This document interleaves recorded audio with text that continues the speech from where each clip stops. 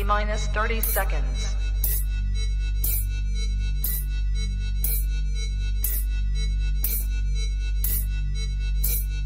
T-minus 20 seconds.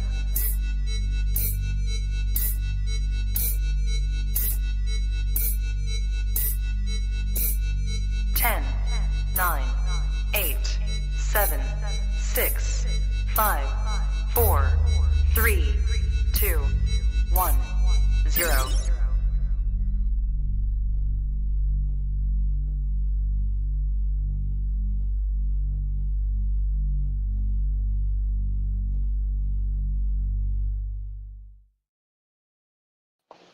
Hello, everyone.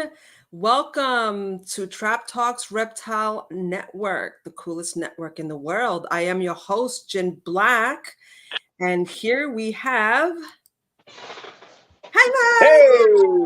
Hey! Hi, Jen. How are all you beautiful people out there? Nice to see you again, Jen. Nice to see you. So, Mike, tell us a little bit about US ARC. Oh, okay. Well, one of my favorite subjects. Yeah. So US ARC, if you're not a member, you should all join again. Whether you got goldfish, chipmunks, I don't care what you have, snails, crabs. What they do is they fight tirelessly for our rights to keep these animals that we nurture and love. So go to US ARC, click on the links, follow the membership, join US ARC, and help us in the fight to keep our animals, because they come at us hard and heavy. And, you know, the guys over there at US ARC, Phil Goss, he tirelessly fights for us and our rights. Great staff over there. You got Vanessa Costanzo and Jeremy Turgeon, who fight the fights for us. So again, go join. Thank you so much. Today's episode is brought to you by Blake's Exotic Feeders. Anybody who needs some high quality quail, please reach out to Blake. He's got different sizes, very good pricing, and shipping is amazing. So if you guys want whole prey items that are quail, Blake's the man to be hitting up. So now let's see who we have. Let's say hello to everyone. So far we have Heathen Hatchery. Hello, Brian. What's up? Now I'm thinking that people are going to join us soon enough. I mean, it's a gorgeous Saturday, so I know I won't be joining, but until later on.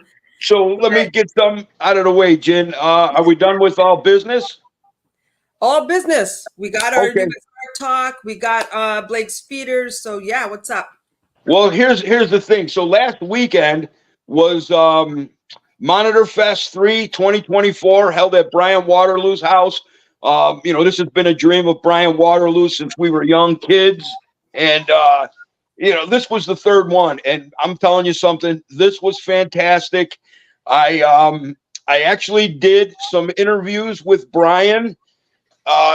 Pretty much Brian was, I put him in as like the host because it's his show. And we interviewed the beautiful Adeline Robinson Art, who is definitely probably top tier artwork in the reptile industry. She supports Monitor Fest. She does all of our artwork. And of course, Brian Waterloo, you could catch him on Instagram, Waterloo_lace. Interviews with Brad's Bioactive, Brad Gierke, Cody Kopp, Adeline, of course, Alec Nard. You don't get mad at me for butchering your name up. Alec Nardinian or something like that. Real nice young man. A few interviews of why people attend Monitor Fest. It's all on my YouTube channel. So anyone interested in checking out Monitor Fest, go to my YouTube channel and click on Monitor Fest 3 2024. We missed you, Jen, and we will see you and MJ at the next one. Yes, definitely. And ladies and gentlemen who are just joining us, and for anybody out there who's going to be joining us on a later time, guys, hit up Super Chats. Okay, you guys have any questions or concerns or want to join us during the podcast? If you hit Super Chats, know that all those donations go to US ARC. So not only are you being able to talk with us during a podcast, but at the same time, we'll be helping out US ARC defend our rights as reptile keepers. So I want to keep that in mind. Super chats, people. Come on, let's do it. And that's a way that you can inadvertently support US ARC through the super chats, which we put right back into the US ARC. Also, you know, if you go to a show or an event, donate an animal, donate some of your time, you know, volunteer, bid on animals that are in the auction, and this all helps US ARC. So there's ways to help inadvertently, I think, rather than, but you got to join. They got low tier members from $5 up to, you know, a platinum membership, gold standard. So also, if you guys can't have like a annual subscription, they also have items that you can purchase, whether it be a t-shirt, coloring book. They have means. So yes, please join US ARC. They're making our lives with our reptiles and other exotics, as if you really think about it, you know, worthwhile and legal. We also have Parallel 33. Thank you for joining us. Most appreciate it. And the one thing, I hope I am not going to get myself in trouble for this. And if so, Uncle Mike's no stranger to trouble. So I just wanted to say for Monitor Fest, we have guys that donate items from Todd Goodman from Timberline. Thank you very much for your donations and the little gift bags I was able to put together. US ARC always donates to Monitor Fest, which in turn, you know, we hope to get members through Monitor Fest. Let's see, Ship Your Reptiles, always, you know, putting in gifts for the goodie bags. Redline Science, also, this is the first time for them. They donated like a freezer bag and the poop scraper. So I'm trying to think. Oh, yeah, and the Find Your Reptile guy, Dan, he donated some business cards as well. So that when you come to Monitor Fest, I always put together these goodie bags with these little trinkets and stuff in there. So much thanks to all you people who donate, and I get it out into the Monitor Fest. Thank you very much. Awesome. That is so awesome. Definitely got to check that out next year. Got some plans to be doing. So what do we got today, Jen? We're talking about insects. Oh, yes. Yes. Okay. In my experience with reptiles in general and fish, I've had oddball fish that eat insects as well. Absolutely. One of the most well-known ones are the archerfish. They actually spit at their insect prey and they eat it. But we're not here to talk about archerfish. We're here to talk about monitors. Now, Mike, I'm pretty sure you've heard this before. My monitor is about 2 feet, you know, maybe a year or two old or whatever. I don't give them insects anymore. They don't need insects anymore in their diet because they're of older. Let me put it to you this way. Now that you're not a kid anymore and you're a grown-up, you don't need M&Ms, but don't you like them? So that's the way I look at them with them. When I see a 5-foot male coming eye monitor chasing down a cricket, using all this energy to get one cricket, so the nutritional value is there, of course. They have to eat a bag of M&Ms or a bag full of crickets to get any kind of a satisfaction out of it. However, the stimuli from them chasing and outthinking a cricket and digging up under leaves or logs to find these crickets, it's way stimulating for them. So I don't care if you have a 7-foot animal, insects, as small as they may be, are still relished by these animals. And the stimulus that these animals get from hunting these tiny little prey items is something you need to take into consideration because, again, they're kept in these boxes. It's not much of a life. So any kind of mental stimulation, chasing a cricket, a roach, a grasshopper, all very good. However, I'm talking about larger monitors now. Smaller monitors, like the Similis group I keep here, they literally eat 95% insects, dubias and crickets. Yep. So, yeah, insects should always be a part of your monitor's diets. I don't care how big or small they are. Yeah, I pretty much, as hatchlings, both Ree and Newt had their insects. Again, that was the mass majority. And then I slowly introduced whole prey items. I would chop up chicks. I would, for those of you who see this, these grasshoppers are from Kai Fan. Kai Fan has grasshoppers in all different shapes, and well, not shapes, but they're pretty much the same shape. But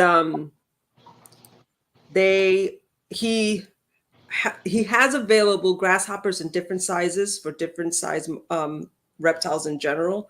So you guys should definitely head up Kai Fan to get your grasshoppers for your reptiles. And along with a cricket and a grasshopper, they move much different. So if you have tree monitors or dwarf monitors, even the large monitors, the movement of those grasshoppers, the noise that they make when they click off of a wall and they flutter across your enclosure, very stimulating for these animals.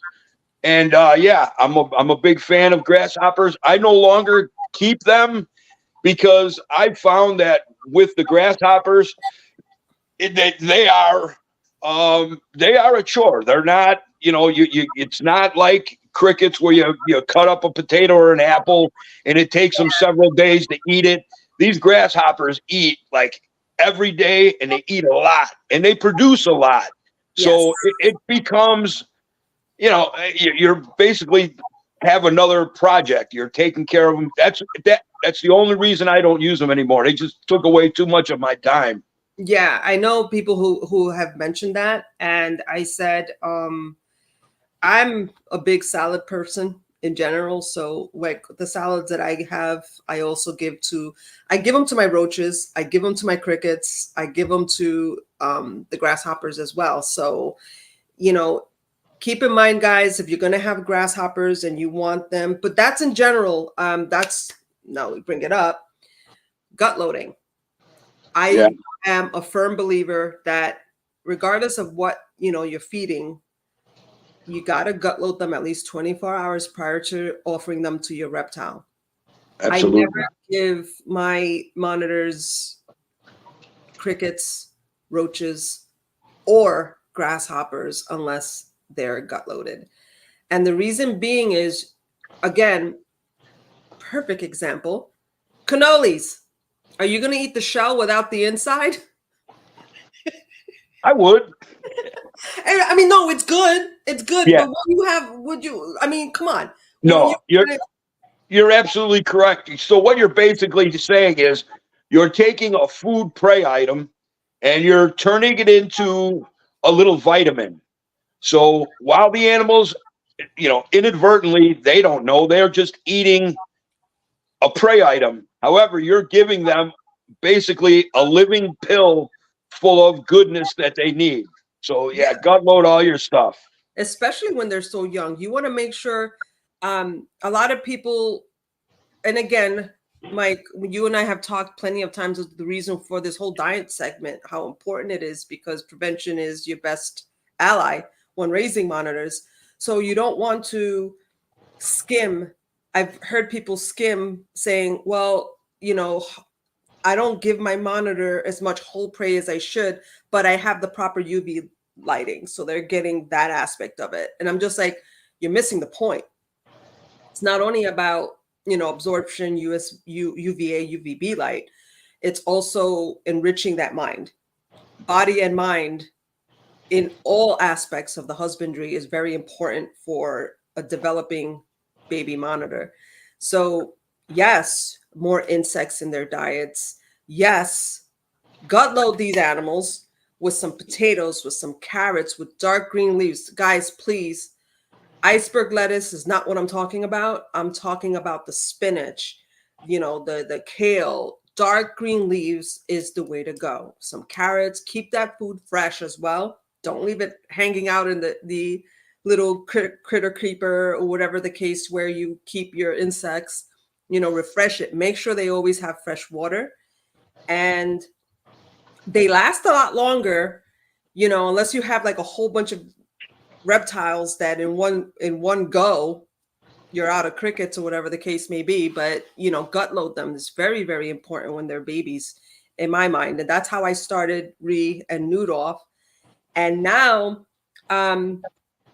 actually I measured Re yesterday. She actually took a nap with me. I keep calling it she. I just found out it's a boy, but I keep saying she. Sorry, Re. I measured because he was okay, Mom.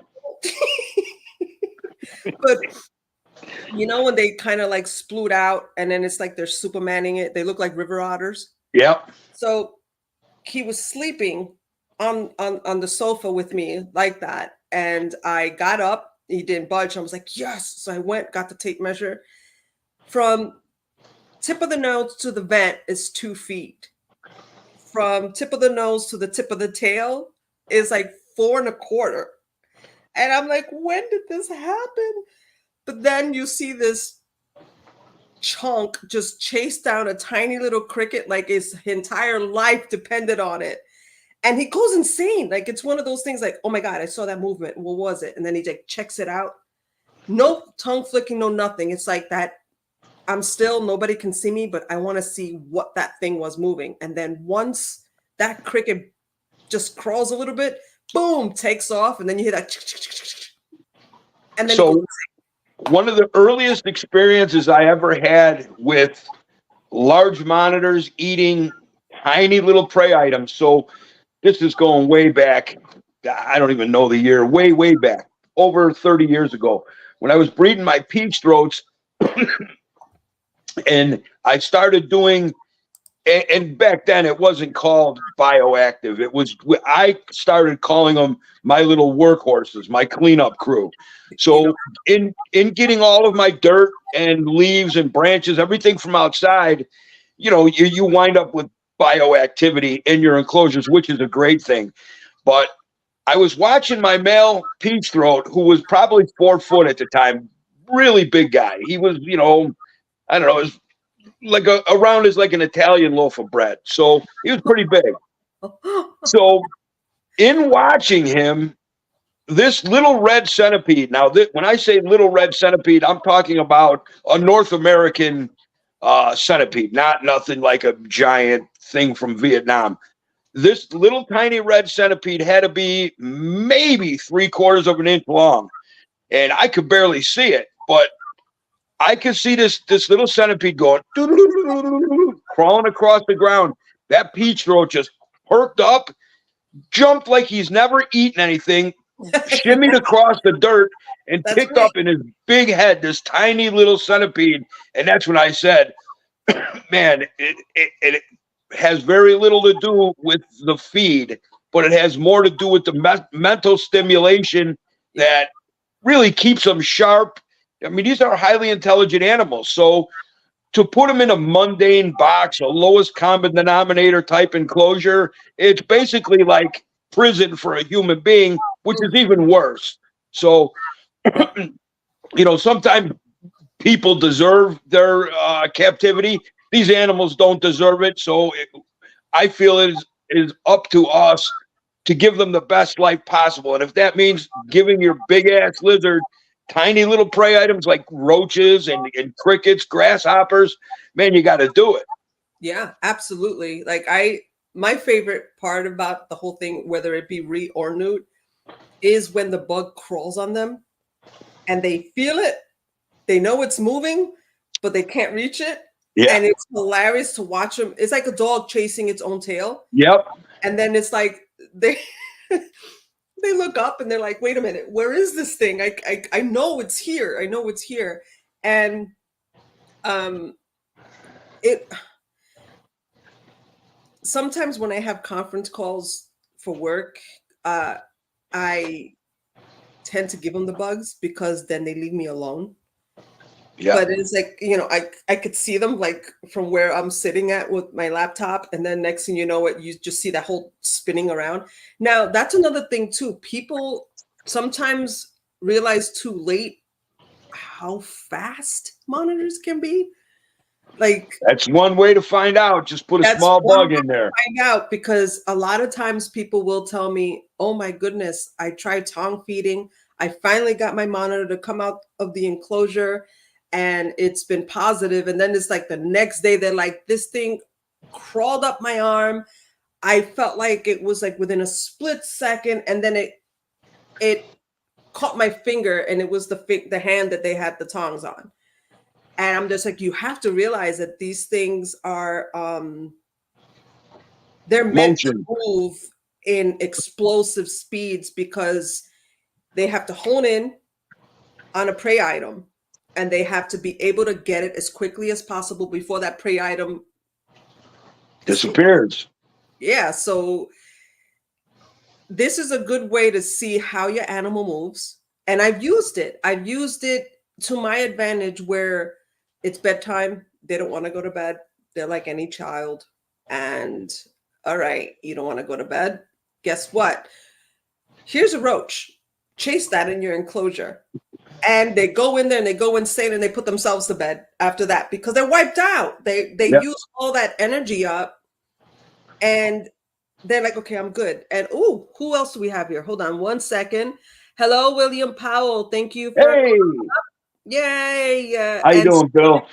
Serenity Dragons, thank you for joining us. You're not late. You're just on time. We're just happy to have you.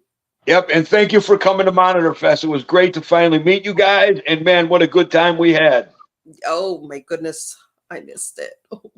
And a big thank you to my buddy Bill Powell, my high school, not even high school. Me and Bill go back to fucking grade school. Pot Roast Peterson giving us a hard time. So thanks for joining, Bill. So it's basically your brother from another mother. Absolutely. I've known him a long, long time.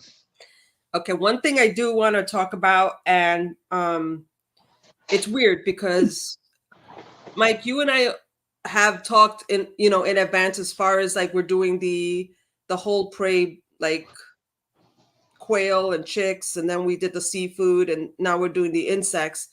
And oh, hello, Josh. Josh Sweet just signed on. He says, "What's up, Jen and Uncle Mike?" Hi. Hey, how you doing, Josh?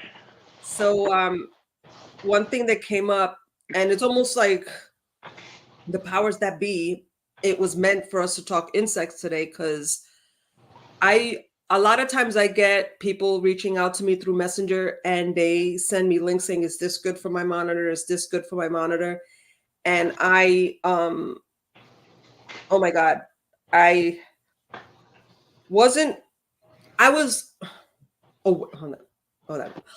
was aware that these things exist. And I mean, prepackaged insects, canned insects, I was aware of that. What I wasn't aware of, what they look like.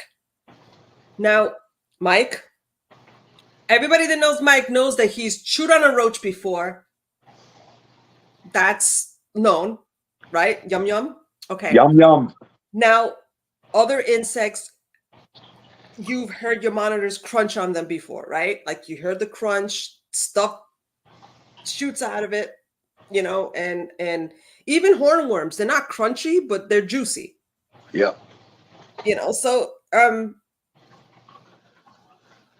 I did my homework. I said, I'm going to pick up these things because I know like 3 people that are feeding this to their monitors. Now, I'm going to show you pictures of this. And I am I told them that this was not the way to do it. And here we have, I already show you this is my temporary enclosure. This is pretty much where I put these animals in when I'm cleaning out their previous enclosure. They have bigger dishes, and they have their salad. They have like the grain-based diets, and there's their water, right? So you basically see the crickets. You see them moving around. Those are crunchy. Now, what I want to share with you is what people who don't want to deal with live insects possibly are feeding their monitor lizards. And not too happy about it, but guys, this is pre-packaged dubia roaches, and when I opened the package, there was some kind of liquid in there, and it smelled weird. Like, we all know when we have our reptiles and what these insects can possibly smell like. Okay? Crickets stink. I don't care what anybody says. Crickets stink. And that smell that came out of that package wasn't entirely like rancid, like crickets can smell, but it was still bad. Now, I picked it up with the tongs, and there was no crunch. It was mushy. Yeah, that's so they along with gut loading them and like you said, the crunch, they get a lot out of that chitin, that hard shell. It's actually like roughage for them, so it scrapes their innards as they're passing it.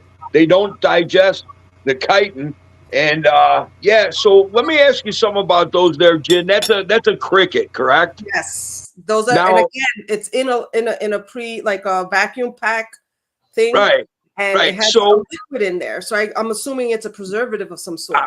that's where I was going. That's what I wanted to ask you. Is there any kind of nutritional value and preservative information on these packages? No. No. No. Wow. The information that's on the package will actually tell you crude fat. It would tell you protein percentages. But when you're trying to get down now, again, it could be this brand. Another brand might have it. But I've never, since I've kept reptiles, resorted to having packaged insects in their diet. I never did. So whether or not there's an actual brand out there that does break down what chemicals or what preservatives are being used with these animals, I don't know. And to be completely honest with you, I don't care to know. And the reason I don't care to know either, but I can almost guarantee you, again, I'm getting old. I don't really need them anymore, but I almost guaranteed my left nut that there is some type of preservatives in that little package. So again, that's not. Why would you want to give your like a Twinkie? Why not just go get a live cricket or a live roach? And they're really. They're not. Let me ask you this, Jim. A live roach colony smells probably much better than that package, correct? Absolutely. Okay, so there you go. Let your nose do the thinking for you. Yes, absolutely. Like I wish you guys could smell it through the podcast, because I'm be like, hey, look. Oh wait, we have here Blazing Blue Tongues. Hello. Gene Chaser, Adrian, hello, welcome. And how you doing? Lou, thank you for joining us. Who's that? Sui Lou. Susie Bluesy. That's my girl from Shipyard. Hi, Susie. Nice to see you. Yeah, so I only bought those for the podcast. I literally no, you want to see something even really gross? Even worse? Okay. Prepare, everybody. Wait, that's not what I wanted to do. Okay, let's get here. Video file. So, I showed you the crickets. I showed you the roaches. Now, anybody, can you guess what this is? Oh my goodness. Again, see that liquid on the plate? Yeah. Same kind of packaging. What do we have there? What in the... I'm going to play it again. Oh, goodness. No, just no. Whatever it is, no. No. What is it?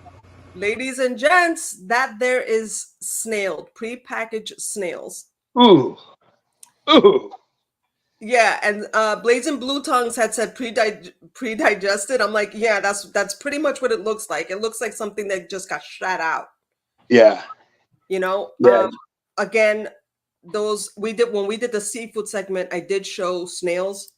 I know people who have some monitors that tend to love crustaceans more than others. Oh yeah. That's what they were feeding them. You have to That, understand, I picked this up to show everyone what these things look like. so with that being said, send in another super chat so we could get Jen back for all this crazy food she bought. I had to because Well, I my appreciate that, Jen. I appreciate your work.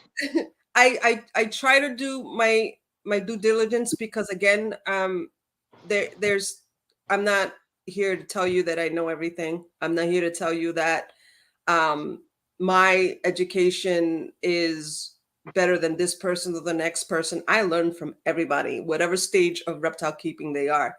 And this blew my mind because Yep. you know what? I guess most people, especially monitor parents, are used to seeing certain people taking like the drumsticks and things like that, and the ground animals. But That's no way to be an ambassador. I think what really got me about this is because it doesn't matter if you get it from a Petco, a PetSmart, or a mom and pop reptile store or pet store. Crickets, roaches are inexpensive.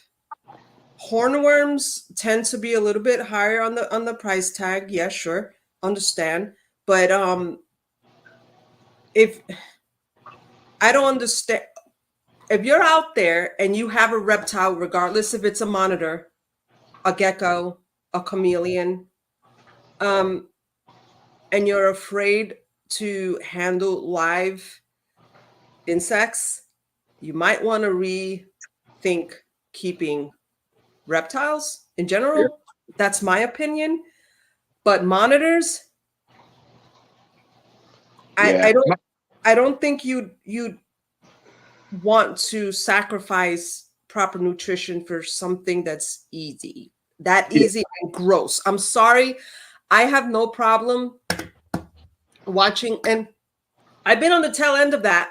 Newt tends to eat, and then right in front of my face when he crunches down on that it's on me. I get guts on me. Okay. Now, is it pleasant? No. But it's the life of keeping monitors. And Absolutely. we've talked about the working the mind as well as starting them off on a good diet base with insects and stuff like that. But you can't beat live. You really can't.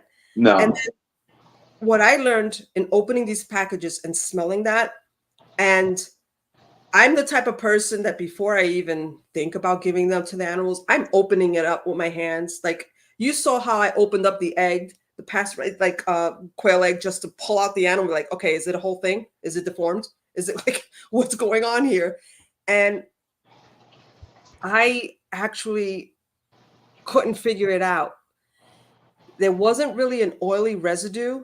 So, okay, fine. There's no oils, no oil-based preservatives, but I don't. God, there has to be some kind of. There has to be, even if it's like shrink wrapped, like even if it's like sealed, I don't get it. I don't get why you would want to give that to your animal, even a bearded dragon. Let's talk 2 seconds aside from monitors. There are insectivorous lizards out there that this is their base diet. This is very important to their diet. Why? First of all, if you have a gorgeous terrarium with a reptile in it, don't you want to see it interact with the environment? Don't you want to see it dig up some insects? Don't you want to see it chase it down? Yeah. That's part of being a reptile enthusiast. You go to the zoo and you see these animals interact with their environment. You can't go to the wild. You can't see them this way because if you did, chances are they're hiding. But here's your chance. Here's your chance to work their mind and work their their environment. Absolutely. So today's our subject is insects, and of course, like Bill, my friend Bill Powell, I can remember back. I forget the exact year I mean, I'm sure it would be easy to figure out by counting back, but when we were kids, the 17-year brood hit Franklin Park, Illinois. And let me tell you something. These black cicadas with the red eyes were literally everywhere. You couldn't ride your bike without running them, literally, not just one. They covered the sidewalks. They were on the side of buildings. They were at the school. They were in the trees. They were everywhere. And now I think I'm going to be 60 this year, so I'm sure there was many more 17-year and 13-year broods. And the last one, the 13-year brood, happened a few towns away from me, and I was not able to procure any of the cicadas. This year, I'm waiting to find them, and so far I have not seen one. I see everybody posting cicadas all over the place, and I can't wait because, yes, they will be fed to my animals, of course. With that being said, you don't want to collect them from a park or from a school property where they're more than likely to have been sprayed for, and not just the cicadas, but for other things, mosquitoes and whatnot. So if you can find yourself a nice wooded area and gather up, you're probably best off to gather up the ones that are more imperfect. Like, so if they have a deformed wing, a lot of times when they molt out from that little bug form to their cicada form, their wings might be messed up. And so I think it's best to collect the ones that have a little deformity to their wings, because then they're not going to be breeding, because they're not going to get to where the males are, or the males aren't going to get to where they need to call for females. So you're not really hurting them at all, because, we don't want to, collect buckets full of these things that are potential breeders. These animals deserve to continue on with their life cycle. So if you do collect them, try to collect the ones that have like a bad wing from molting out into their adult form. And yeah, I cannot wait to collect some and see how much my animals love them. I'm sure they're going to love them. It's funny. It's funny you brought that up, because William Powell actually wrote, "Can you feed cicadas to your reptiles?" Yeah, Bill, absolutely. Yeah. So if you could collect me some, that'd be great. But you know what? I got to collect them from a clean area, like we were talking about insecticides, and if you collect them around a school, like they're gonna spray bug barrier and stuff like that around, because it's distracting with the kids in school and whatnot. So I need to collect them from everybody should collect them from a very clean place. Yeah. I wanted to say hello to Josh Sweet, who joined us. And I did mention, Blazing Blue Tongues? I mentioned them, right? Yeah. Hi. Yes. Okay. Who else? Brad's Bioactive Builds. Hey. We have James Coleman as well. Hi. Revision Reptiles. Hello. Chantel. Hello. Pacific Rim Serpents. Hi. And thank you for joining. Thank you, Brad's Bioactive. Yes, thank you, Brad. Chat. He actually gave us a super chat. Thank you. Thank you, sir. And just so you know, Brad's Bioactive, Brad Gierke, he's my friend. He's a local guy here. And he did a spectacular interview at Monitor Fest. So thank you, Brad, for participating. And thank you for being at Monitor Fest. Look forward to next year. So wait, hold on one second. Yeah, go ahead. William Powell gave a generous donation as well. Thank you, William. Thank you so much. Bill. Thank you, Bill. And okay, sorry, go ahead, go on. Oh no. Okay, so going back to when I first started with monitors, I was a snake breeder, so I didn't really worry about variety of diet. Everything was pretty much rodents of various sizes. So when I started with the monitors, did you see that? So when I started with the monitors, it was tree monitors and mainly Indo stuff. So peach throats, black trees, green trees, Similis monitors. These are all that I had started with. And I really became interested in their natural diets. So I started with Madagascar hissing roaches. Okay. Yeah. I bred them. and they breed like flies. And then, you know, I'm kind of a weird guy. So I really fell in love with my roaches. So I started collecting roaches as well. So there came a point when I had 9 different species of roaches. All of them were breeding like flies. I started selling on fauna classifieds, and Fear Factor, that TV show, actually contacted me. The guy Chris Giacoletti, he was their producer. He contacted me and he wanted to know if I had roaches for the show. I said, absolutely. So I started sending him, I think it was like 20,000 a month of various species. So I love my roaches. I really do. I love roaches so much. Now I breed only dubia because I just, again, like the grasshoppers, it could be another chore, another collection. So I breed the roaches, which are simple to do. They don't smell if you do them right. And so then I came across a guy who was selling Ectatosoma tiaratum, which is the Australian prickly stick insect. So I'm like, God, man. So I got them. And they feed on bramble and briar, mulberry leaves. Yep. Very plants that we normally don't like around our properties because they're thorned and they may have some kind of poison on them. But the Australian prickly sticks, they love to eat them.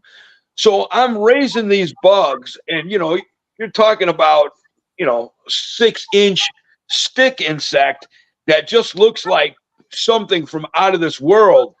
And I had thrown a few into my tree monitors and they crunched them up. They loved it. But I was looking at these bugs and I'm like, man, I love these fuckers. So I kept feeding them roaches and I kept the stick bugs more as pets. Yeah. Then 1 year I didn't prepare for winter. So needless to say, I used to collect all their food from outside, and then right when fall was starting to hit, briar, brambles, and wild rose, stuff like that, it stays, it doesn't go dormant as fast as trees and bushes and stuff like that. So deep into fall, I was still able to collect enough wild rose, bramble, and briar for these bugs to eat. 1 year I was slipping. I was off my game and I didn't have enough food to sustain over the winter. But the beautiful thing about the stick bugs is they drop a lot of eggs, like a lot of eggs. Yeah. And those eggs go through a diapause of about 10 months. So when you get your eggs, if you keep your eggs proper and you lose all your adults, by spring, when the brambles and the briars and the wild rose are starting to grow again, your stick bugs will be hatching and you can start to cycle all over. But that was a long time ago, and it took me a while to figure all of that out. But once I did, yeah, man, I tell you, I had a hard time feeding those things off to my animals because they are so cool and so beautiful. And like, they'll all just be hanging from the brambles in your cage that you have for them. A screen Exoterra type chameleon cage because they need a lot of airflow. Airflow, yeah. And they'll just hang there. And I would tell people, they would come to my house and they'd say, "Oh, what's in here?" I'm like, nothing. And they're like, "Oh, and they'd move away." I'm like, "Look close." And they're like, "I don't see nothing." I said, "Blow in there." So they'd go, and all of a sudden they'd all just start going like this because they want to shimmy like the leaves. So they think, you don't think they're stuck there. They look like a leaf. Very cool animals. But again, Uncle Mike didn't have the heart to feed many of them off. So that's a great food item for your animals too. Any kind of insects, stick insects. Yep. I've had, I actually have kept MTU beetles, which are torquatas, MTUs, and mantids, whiptail scorpions. Right now, I actually have a dynasty beetle. They're the ones with the horn. The really big. Oh, love but them. It's still in in his little grub form, and they take forever. But yeah, definitely, if you can So get. when you bring up the grub, before we get too far off here, I wanted to say that if, like me, I'm from the upper Midwest. I don't care where you're at, as long as it's a clean area. Wow, that thing is amazing. Yeah, he's actually, it's kind of on the dark side, but he's actually blue. It's absolutely stunning. Yeah, I got to get me some of them. I got to get some beetles to play around with. So, like I was saying, check what I have. I probably could send you some. I have a lot of grubs, actually. I'd love to. I'd love to get one of those Goliath rhinoceros beetles too. Which I noticed Chad Brown did an interview with a bug guy who had all the various beetles, which weren't available not too long ago, but now they seem to be pretty prevalent in the U.S. Yes, there's some. Obviously, there are some areas that they restrict them, so you just got to play it by ear. I've actually acquired in some expos. I've gotten some beetles, but most of mine come from, if anybody's interested, Dave's Beetles is a website, and he has grubs. He has the flake soil. I've actually made the soil for them. Nice. It's a huge undergoing process, but it's, again, as far as insects are concerned, and I am especially more than newt. I think newt is more terrified of them, because obviously the grubs start very, very tiny and they get giant. And I think at one point again saw it, was investigating. Very, very interesting behavior. It's like sees a cricket, not a second thought, boom, charges. Roach, charges. Grasshopper, charges. The beetle grub, because they can bite, and he circled and used the tail to kind of shift it. Let's see what this thing could do. Let's see what this thing can actually do to me. See, and it shows it shows their intelligence too, that they know that grub ain't gonna bolt away. So they have their time to investigate it, and that's very good for their minds. But I was gonna say, I'm up in the upper Midwest here, and if you're ever in, again, a clean area, not in, like a park or a school district or something like that, but if you're ever in the woods and there's a tree that fell down and there's a lot of pulp inside that tree, if you scrape with your hand and you pull all that out, I guarantee you're going to find grub beetles. And from the ones from around here probably get to the size of your thumb. So a couple of inches, again, collect them, put them in a little container, bring them home, offer them some like endive lettuce or kale, stuff like that. Let them get a good feed of that and offer them up to your animals. Yes, it's absolutely a good prey item. Yeah. What else? We discussed the package. Also cans. Canned insects. Anything canned are pre-packaged. I don't think you guys, again, my opinion, you do what you want, but at the same time, I hope people can take what we put together today, and you know what? I get it. Some people are not insect people and things like that. I'll keep anything as an insect. I've had the leaf insects. I had the stick insects, beetles, tarantulas, whiptail scorpions, you name it. I've had it, or I do still have them. So it's no big deal to me, but I also know people that love their reptiles enough to be like, I don't want to touch the crickets. What I do is I go to the store, I buy very little of them. I rather go to the store more often to pick them up. Then use these cans. And then I'll feed them a little bit of lettuce, and then I'll just throw them in the container, let them finish eating, and then I'll just put them in the container, in the enclosure with my reptiles. That's fine. That's fine. You're doing right by that animal. And just know this as well. If you are cutting open those bags and you're putting little bugs in your enclosure, there's ways that you can use live crickets, grasshoppers, and roaches without ever touching them.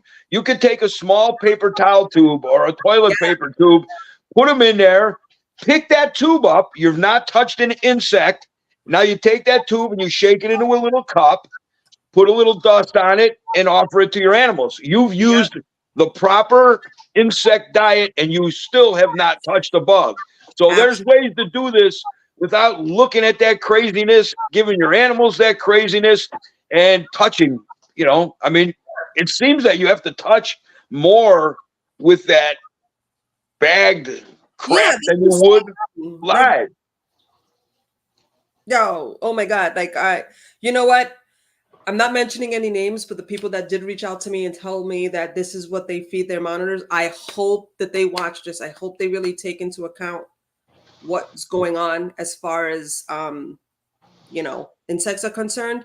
But I'm also very happy that they reached out to me, because I was able to go to the store and look at these items, open up, bring it home, open up these packages and see what these things are really like. Because again, never, ever, even when I was feeding insects to my insects, would I ever, or fish, when I had my fish, I would never even think to, and I've actually worked in a chain, you know, a chain store, reptile place, not mentioning any names, but I know what the products they had and what I would recommend to customers, but I didn't know that these things were like this. I've seen them before.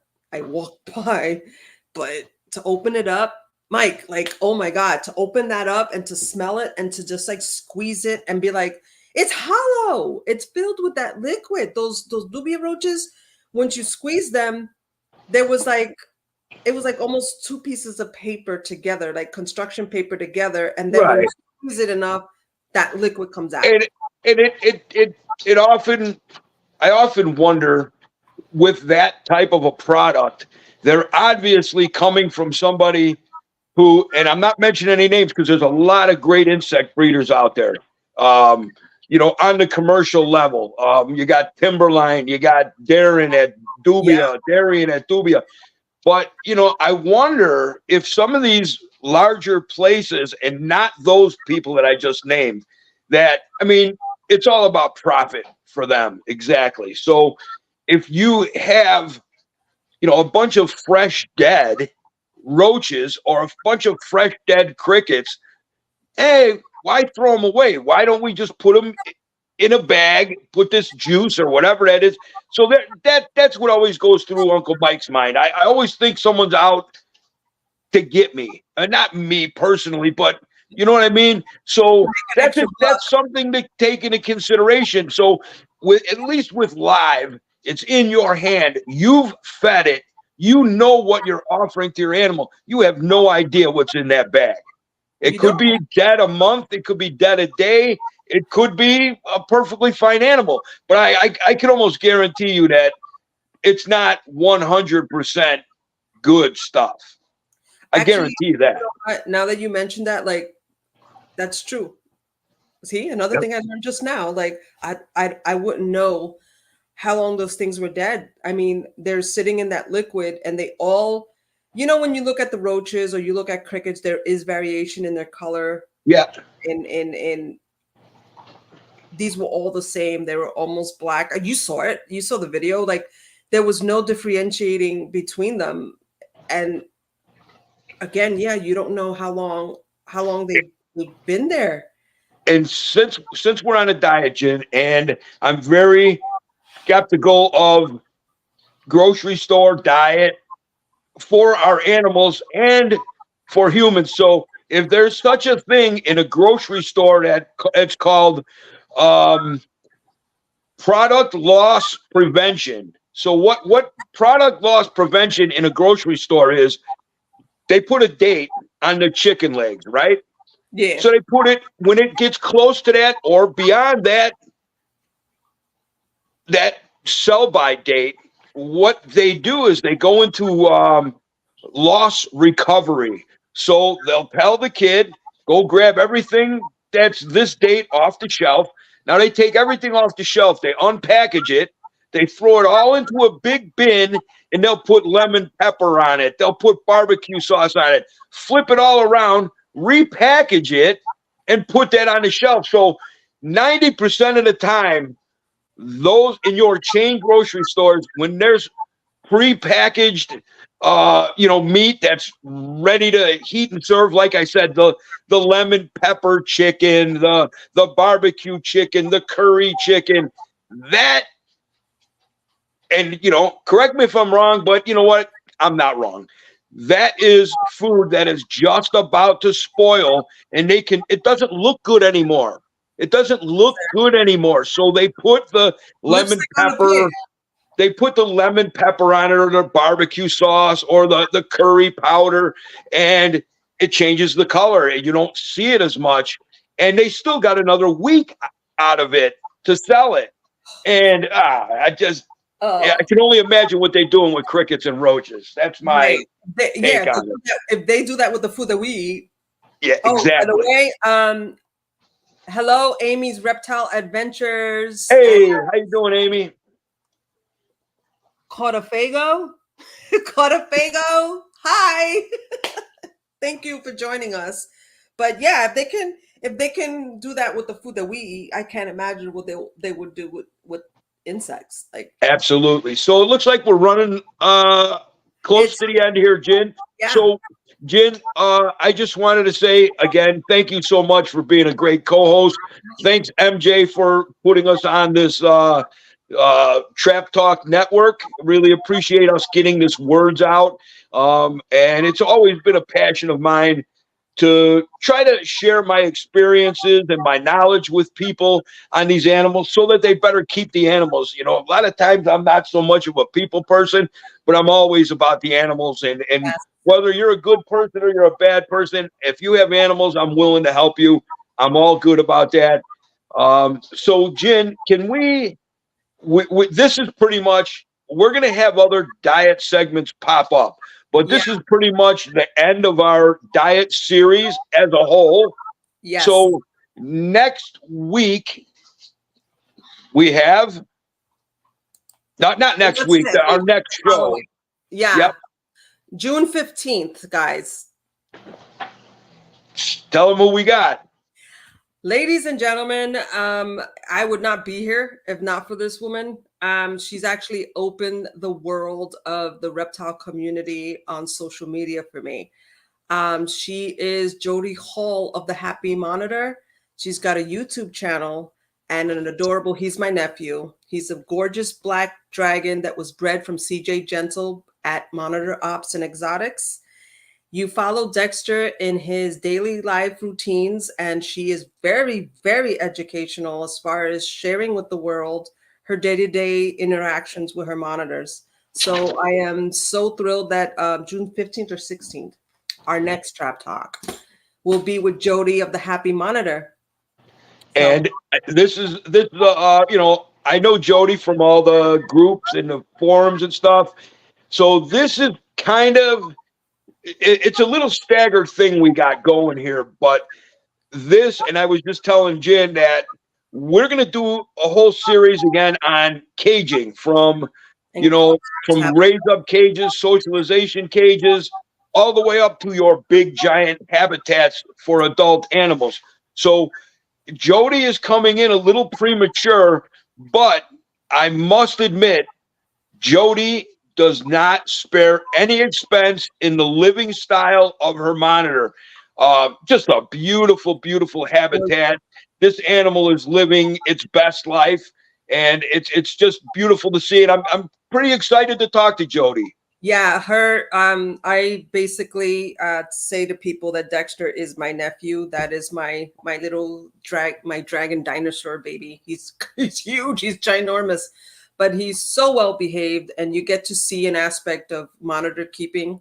And she also has a ridiculously awesome filtration system, which is another thing that we can discuss with her, which is very important when you're dealing with anything over 100 gallons, for your giant Asian water monitor, so to speak. So it's huge. This is oh wait, we have people here. Let's just say hello before we sign off for the day.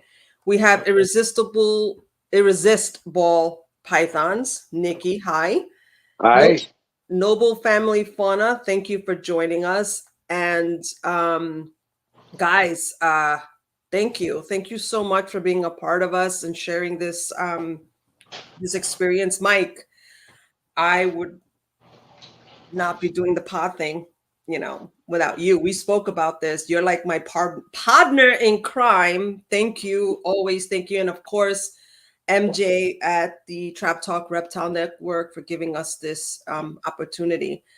We know Right. a lot of good people in the reptile community, and this gives us an opportunity to share what we know and share the people that know as well.